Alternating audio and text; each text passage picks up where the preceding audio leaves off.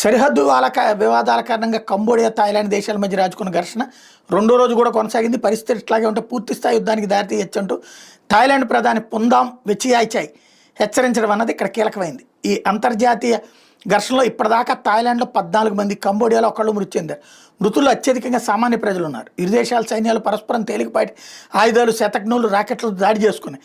సరిహద్దు వెంబడి మందు పాత్ర పేలిన కారణంగా 5 థాయ్ సైనికులు గాయపడటంతో ఘర్షణ మిగిలింది. దీంతో థాయిలాండ్ కంబోడియాలో ఉన్న తన రాయబారిని ఉపసంహరించుకుందని థాయ్ రక్షణ శాఖ ప్రతినిధి చెప్పారు. తదనంతరం సాగిన దాడులు, ప్రతిదాడుల్లో థాయిలాండ్లో ఒక సైనికుడు, 13 మంది సామాన్యులు మరణించారు.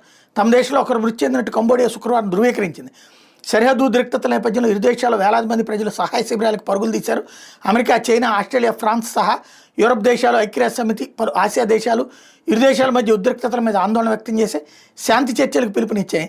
మరోవైపు థాయ్ కంబోడియా సరిహద్దుల్లో నెలకొన్న ఉద్రిక్తతల నేపథ్యంలో ఇరు దేశాల సరిహద్దు వెంబడి ఉన్న రాష్ట్రాలు ప్రయాణించారు.